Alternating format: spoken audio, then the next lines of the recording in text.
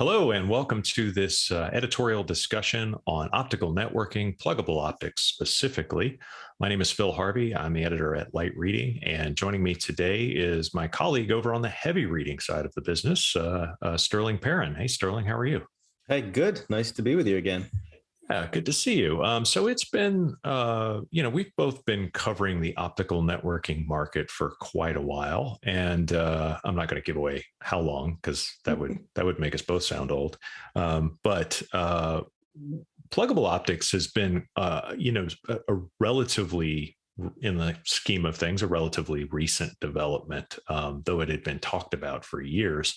Let's start with talking about what pluggable optics are and how they're affecting the network right now. Sure. Yeah. So I would say, pluggable optics itself has been around.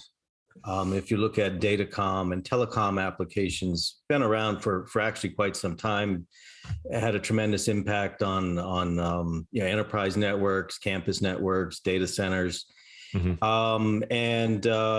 Those have been optical data rates for I think decades, going back to maybe 2001, maybe even in sooner. Where the pluggable optics have not played a role up until recently, or at least a strong role up until recently, is more the longer reach or the telecom side of the network. If you're thinking of like metro types of distances and certainly long haul types of distances.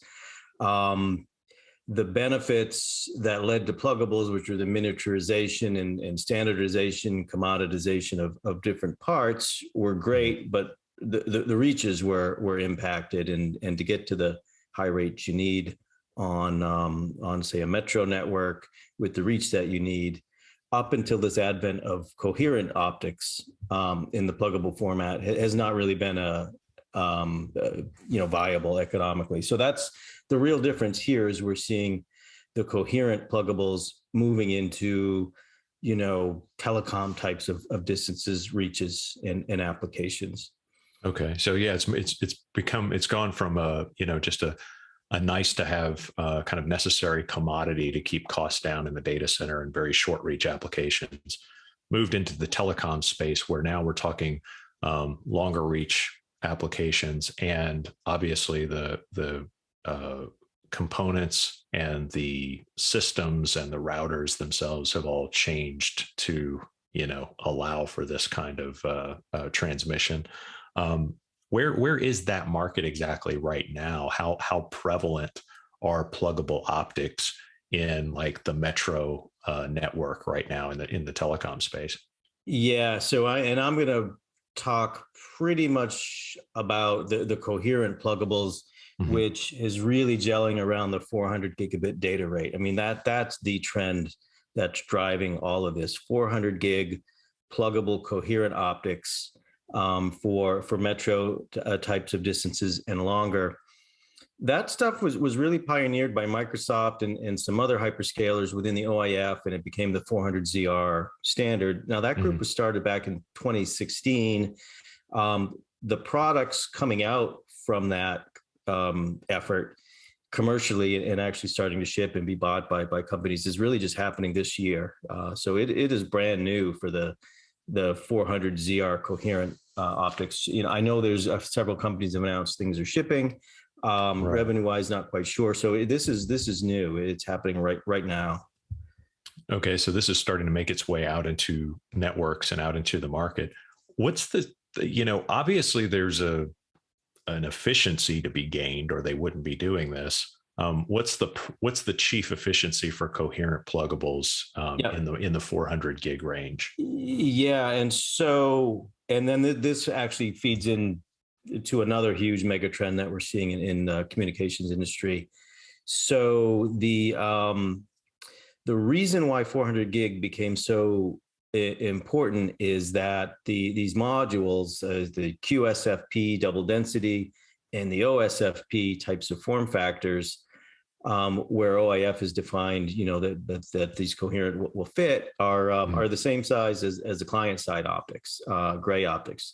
Historically, going back 20 years, there was always they called it the faceplate trade-off. If you're going to plug something into a router, you're going to lose half the capacity of that router. It was always a no-go. That was basically taken off the table at 400 gig coherent. And so what it's doing is, although you can use pluggables, and operators will in traditional DWDM systems, in these like compact type of purpose-built systems, really where we're seeing the biggest interest, and certainly the most potentially disruptive trend is plugging those optics right into a router. And so this is IP over DWDM, which I don't know, we probably had conversations back to 2000, before when you were still at Light Reading and I was elsewhere. But I know we've been covering that for quite some time. But this, and I probably said to you, this is it before, but this is really it. This is really it this time. This is really it. This is what I was saying was going to happen 15 years ago. Well, that's what I was going to say, is that we've been anticipating this for so long that it actually has been hard to keep track of what's actually happened versus what we just talked about. But what really happened was, an actual convergence of IP and DWDM, and the IP layer and the optical layer, and to a point where it's not only cost, it's efficient as far as cost goes, but it helps simplify the network architecture and make things less expensive at the same time, and then you don't have any trade-offs in terms of the bandwidth being carried in the metro. Yeah. And so when you plug those optics into the router, what happens is you eliminate the DWDM shelf that used to be in there. So it's a CapEx, take it, it's gone. And also the OpEx that would go with that type of device in terms of power, space, that sort of thing. So it's appealing as both a CapEx play and an operations play. There is one other trend that goes along with it, which is more like I don't know, it's sort of a parallel trend, but we've been covering, SDN and automation and just the whole evolution of software. That actually plays in as well, because as you mentioned, the ability to plug these things in and simplify, you also want to simplify the management and control of these combined elements. Yeah. And so the advances in SDN, basically is what I call it for a simple term, is also a critical piece. And you are seeing in the ecosystem, the vendors are, making plays in the software side as well as the hardware side. So there really are, there's a lot of things coming together to make this the real. Yeah. Well, and you pointed out perfectly too, because these are, maybe you were too nice about it, but these two worlds were completely separate. And that meant management systems were completely separate. Software was written by different people, and the devices were built by different people. And that could have, was a big challenge for an operator, how to pull together the management of these systems, both at the optical and the IP layer. And now with SDN, that problem is going away. There still is the organizational challenge of, these tier one, if we're thinking of, put the hyperscalers aside, we're talking really primarily what I look at are the communication service providers, tier ones. They're still largely structured along those separate domains of here's the optical guys and the IP guys. They're moving to converge. There is an argument that can be made, within an organization that says, well, we're just not structured to take advantage of this, so we won't do it. As Jonathan Davidson has observed, and I think he's absolutely right, that's a terrible way to say, here's this new trend, but we're not going to take advantage of it because we're structured wrong. I think really what happens is, okay, now you need to move the structure to fit where the technology evolution but is going. I think that's, on paper, that makes perfect sense. The reality of how quickly it's going to move, across these huge tier ones, and then you've got, country by country and everybody's laws and all kinds of things come into play there, of course. So it's not super easy. So yeah, technically it looks great. I think what's going to slow things down is how do you move the organization to fit? And you need people at the top, to look at AT&T with John Donovan and the way he was able to drive. I mean, it really needed at the top being driven down. You're going to need to see that across a lot of tier ones to move this forward. Yeah, that's a good point about the technology advances can only take us so far. At some point, the business has to embrace it and demand it, and kind of implement it all across the spectrum.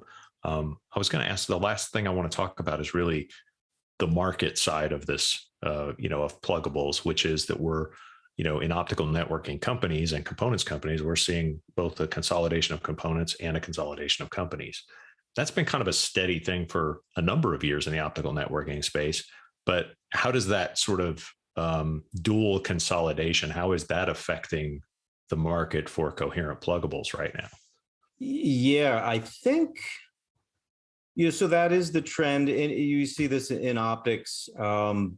The boom time was just like late 90s, right? When you had the maximum number, and then it's dwindled over time in consolidations. So you see a segment maturing, and that is the traditional path of any market, is to mature towards a couple players. We're certainly seeing the same thing in telecom on the RAN side, and I know you cover this extensively with just a handful of suppliers. And so what happened there is the operators are saying, we want these networks to be open because there's just too much strength in the small number of suppliers. I think we're starting to see that as well in optics, and I think it's not unrelated that the point where you get to a kind of ultra consolidation is when you start to also see a real drive towards open networks. So open optical networking is another huge trend this year, and I think it's the way the end customers are saying, we need to get around this consolidation. It's nice to have a big stable player, but we can't be relying on 2 or 3 systems vendors and components companies. We need open networks where we can mix and match and get some new blood in. So that's, absolutely a driver. And so pluggables are open. I mean, that's really one of the key benefits of them, whether it goes into the IP over DWDM box or just a pluggable into someone's transponder system. The idea is it's an open ecosystem. You get new players in, and then SDN plays into that as well, because SDN is open interfaces by definition.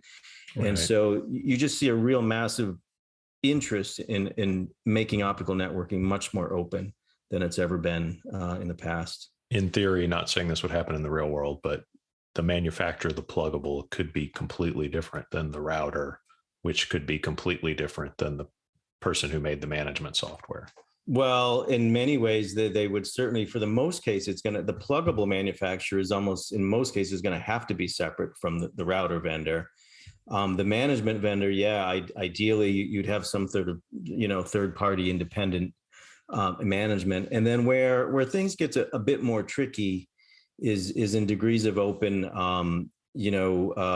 bookended pluggables is the way things can be described right now in many cases, where this vendor's pluggable connects to the same vendor's pluggable on both ends. So you still have an open network in between. And so one of the big questions, especially for the higher performance 400 gig pluggables, is whether that bookend approach is going to be suitable and desirable, or whether there's going to be even a greater degree of interop required. So you can really, really mix and match, across not just how you describe, but even, the pluggables themselves as being, true, really, the ultimate commodity. And that would be driven by the service providers, you think? Yes, absolutely. It is. There's a balancing of different economic needs and technical requirements and how much the service providers push. But ultimately the question for the service provider is this gain in performance we get by being a bookended solution sufficient to offset the fact that it's proprietary? Right. If the market moves to where kind of more the commodity type of product can reach all the performance requirements, then that would blow everything open. It's for the higher distance of the 400 gig pluggable right now, it's not there. So that's why there's a big open question, I think, for the industry. What are you expecting to happen in this space in the next, let's say, 12 to 18 months? What type of market moves are we anticipating? Yeah, I think this IP, and we've been doing a number of surveys on it, this IP over DWDM architecture is going to gain a lot of traction based on 400 gig pluggables. Probably not as fast as what operators are telling us in the surveys, but this has the momentum. As if we look back at 100 gig evolution back in the beginning of 2000, late 2000s, I guess 2007, 8, 9, it was the same sort of interest. Operators really wanted this Technology wasn't quite there yet. Mm-hmm. It got here, and then boom. I think we're going to see a lot of that across many different segments in communication service providers, not just the hyperscalers, but and 400 gig is really the currency. It's going to be here for a long time. Excellent. Well, we got through a discussion of optical networking and coherent pluggable optics. We only referenced how old we are like 6 times, so that's great progress. Sterling, thanks so much for your time. I appreciate it. We'll reconvene in 20 years. Right, sure.